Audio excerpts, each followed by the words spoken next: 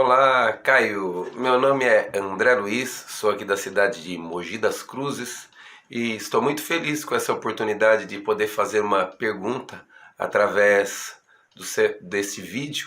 Venho acompanhando seus vídeos, seus trabalhos, inclusive ganhei do meu filho este mês de agosto, no Dia dos Pais, o livro Sem Barganhas com Deus, que eu estou gostando muito, de tanto que o meu filho me vê acompanhando os seus trabalhos, ele achou por bem me dar de presente de Dia dos Pais esse livro, que muito me alegrou.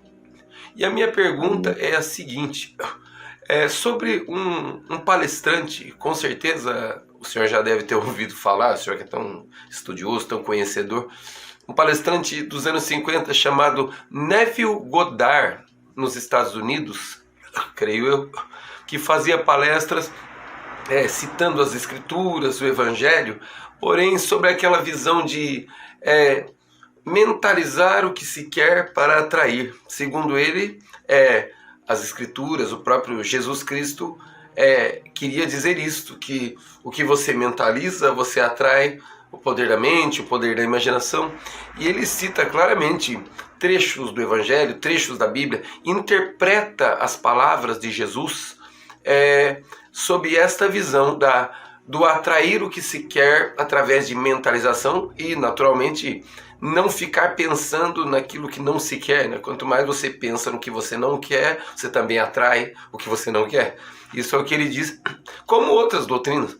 Seichonoye, tantos, o livro recente O Segredo, que fez tanto sucesso, dizem a mesma coisa. Porém, esse Neville Goddard faz isso através da Bíblia. E eu queria saber a sua visão a respeito disso, agradecendo desde já a oportunidade.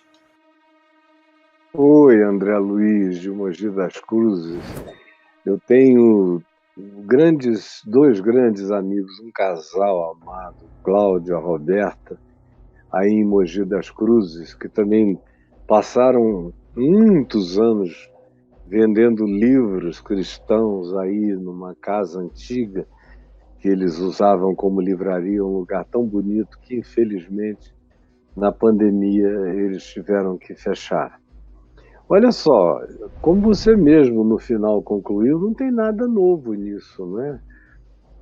O budismo ensina a mesma coisa, o taoísmo ensina coisa praticamente idêntica, qualquer grupo de mentalização do hinduísmo clássico, das muitas variações de grupos e seitas dentro do hinduísmo, falam exatamente a mesma coisa.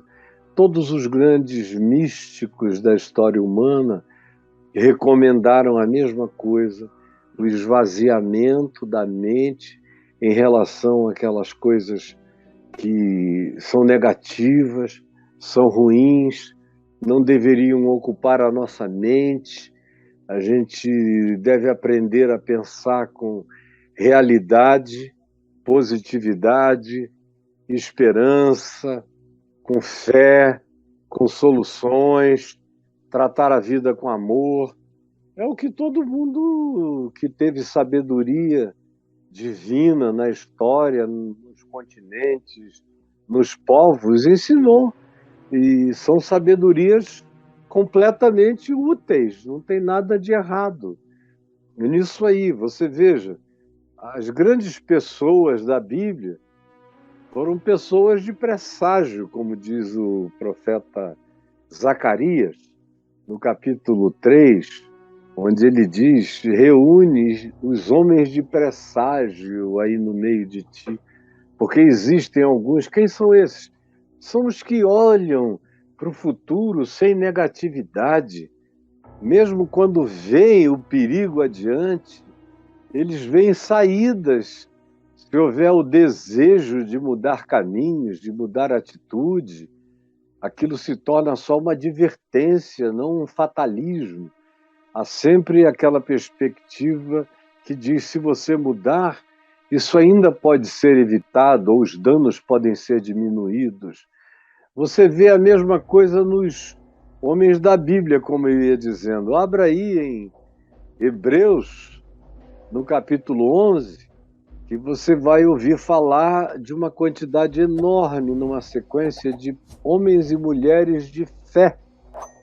Pessoas que andam pela fé são pessoas que têm essa atitude positiva, mas não é só fé natural. A fé natural que habita o coração de todo mundo, que é essa fé que está na terra inteira, que faz o cara jogar uma semente no chão, crendo que ela vai produzir, isso é fé. Uma pessoa que se levanta de manhã cedo, de madrugada, cansada, com sono, sai para trabalhar, se esforça o dia inteiro, perde e não desiste, e continua, e prossegue, e volta para casa, e volta para o trabalho, e não se arrefece jamais no seu ânimo de manter sua casa, sua família, seus filhos, sua vida, e que pensa nisso com aquela certeza de que não deixará ninguém no vazio. Essa é uma pessoa de fé, e essa pessoa tem infinitamente mais chance de que as coisas deem certo para ela na vida do que um murmurador zangado, que reclama o dia inteiro, ou que, diante de um probleminha pequeno, faz um escarcéu como se o mundo estivesse acabando. Esses têm uma vocação para que as coisas deem errado para eles. Mas quem foram esses homens da Bíblia? Lá em Hebreus 11, você começa com Abel, que creu que podia fazer um sacrifício agradável a Deus. E aí ele prossegue com gente como Noé, que teve uma visão previdente que ele recebeu de Deus, e no meio da catástrofe daquele mundo hibridizado, de acordo com Gênesis 6, onde seres de outra civilização alteraram a humanidade e a criação, é uma outra história longa que não dá para explicar aqui. Noé, no entanto, foi um homem diferente na sua geração. Ele teve a previdência de olhar e ver que tinha uma calamidade chegando, e ele iria construir uma arca na esperança de sobreviver à calamidade terráquea. Qualquer um outro que você vai lendo, eu não vou repetir as dezenas de nomes que estão ali, todos andaram pela fé, pelo bom ânimo, com uma boa atitude, com esperança diante de Deus, com fé natural e com fé sobrenatural, com aquela fé que acontece contra tudo e contra todos, como essa que eu falei hoje aqui. Essa não é a fé natural. A fé natural balança diante de algumas agonias, algumas circunstâncias, algumas fraquezas, a maioria quase absoluta fraqueja. Só as pessoas, os seres que carregam uma fé sobrenatural, que é um dom de Deus, que é uma graça plantada no coração quebrantado, humilde, que diz: ó Deus, eu recebo de ti tudo quanto de ti tu queiras que seja a minha força. E se a tua alegria é a minha força, eu serei alegre. Se a tua fé, a fé em ti, é inabalável, eu crerei em ti.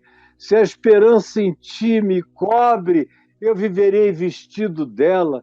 Se o teu amor é a certeza do meu caminho, é nele que eu andarei. Esses vencem tudo.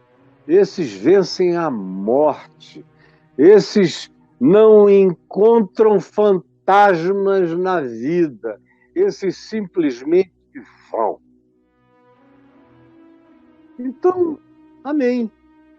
Não tem nada de errado. Paulo diz, leia aí, escrevendo aos Filipenses, no capítulo 5, ele nos ensina no que pensar. Aí o que é para pensar? É tudo que é negativo, tudo que é desconstrutivo, tudo que é de má fama, tudo que é calunioso, tudo que é duvidoso, tudo que não foi exatamente como planejado. É assim que a gente deve viver? remoendo e recorrendo e repetindo fracassos na mente, os dos outros, dizendo que serão os nossos, e fazendo disso um ciclo? É isso que Paulo ensina no que pensar? Ao contrário, ele diz, olha, pensem nas coisas lá do alto, aonde Cristo vive assentado à destra de Deus. Pensem nas coisas positivas, em tudo que é bom, é de boa fama, produz louvor, produz generosidade, produz positividade, produz alegria, produz paz, não gera conflitos, não alimenta guerras. Pensem nessas coisas boas, encham o coração de amor, vivam com o melhor de paz e alegria e fé que vocês tenham para derramar na vida. E a paz de Deus será com vocês. E vocês ficarão cheios da paz que excede a todo entendimento. É um ensino para ser praticado com fé, com esperança. Uma das palavras prioritárias de Jesus é essa. Não temais, tende bom ânimo.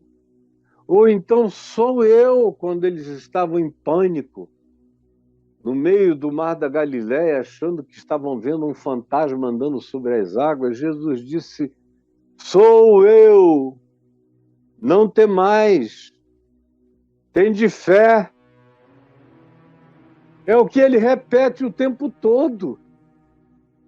Ser discípulo de Jesus é receber uma injeção diária de bom ânimo, de fé, de expectativa do melhor, apesar de todas as coisas difíceis que venham, meu filho.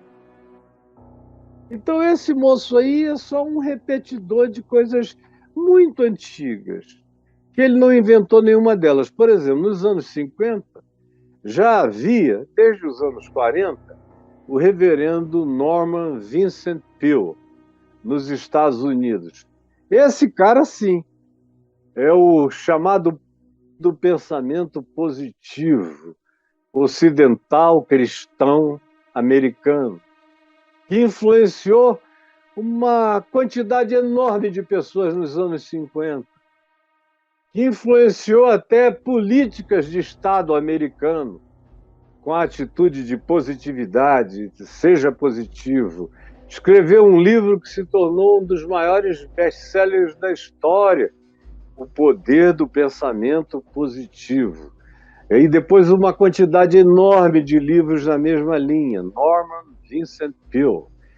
Foi grande influenciador de pessoas que já no século XX, depois dos anos 60, se tornaram famosos também, ensinando essa positividade que, como caldo de galinha, não faz mal a ninguém, meu Deus.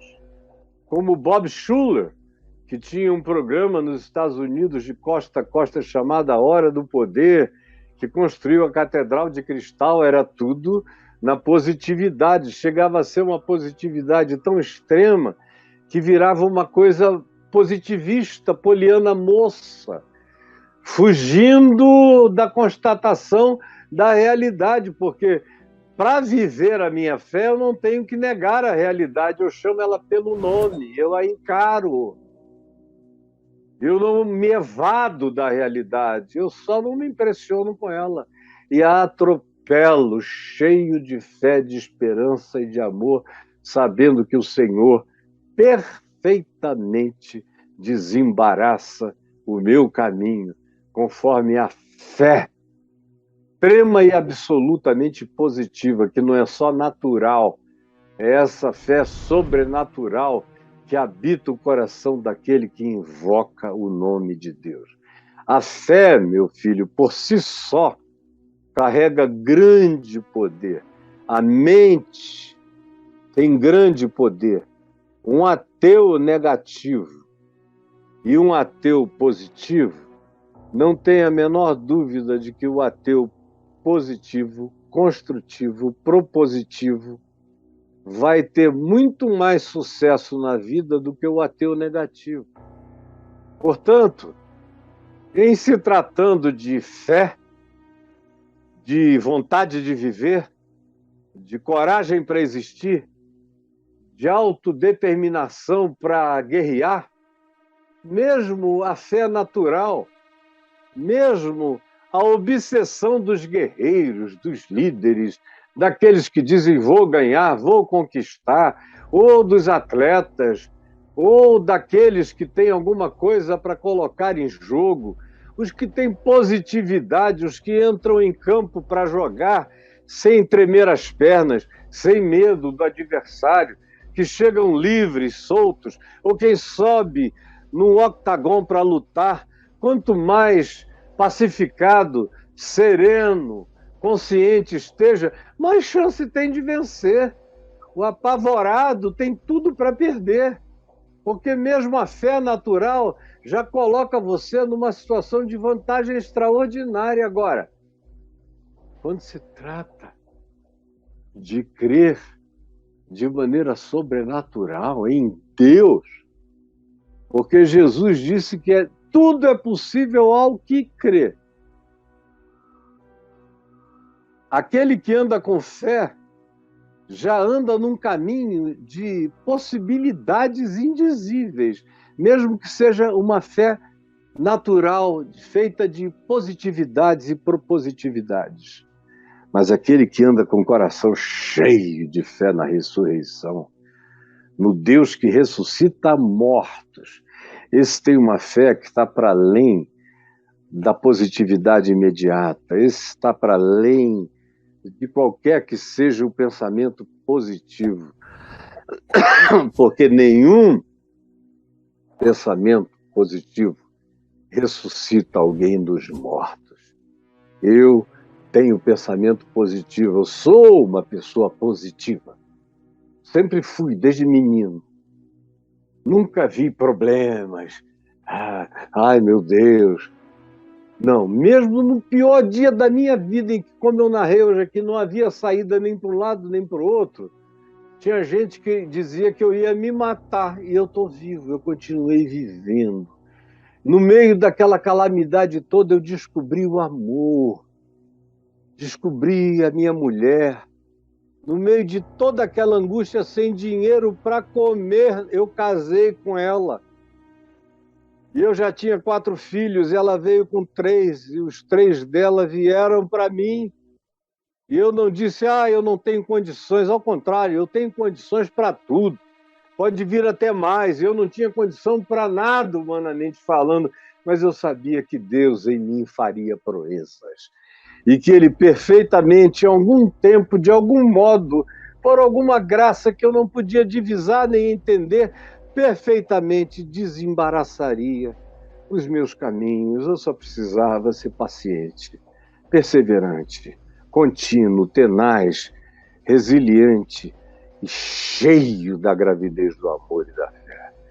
Essa fé, portanto, sobrenatural, essa levanta mortos, essa sopra em muralhas que caem, essa faz o sol parar diante dos sentidos humanos.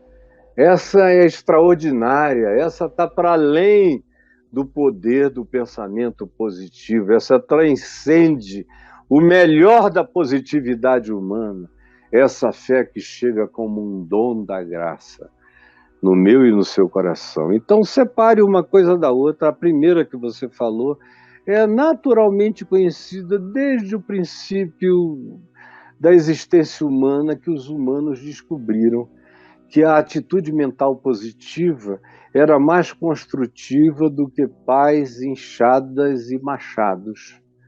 Que uma pessoa com essa atitude mental positiva faria proezas inimagináveis. E alguém super bem aparatado, mas que fosse negativo, não realizaria absolutamente nada, ou quase coisa nenhuma.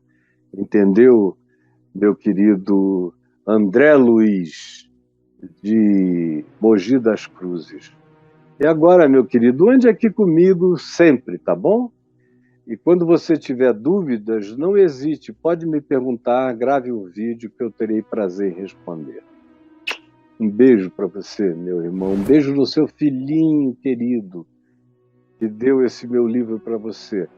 Eu queria mesmo que você fizesse os meus cursos, sobre os quais eu vou falar agora, depois, preste atenção.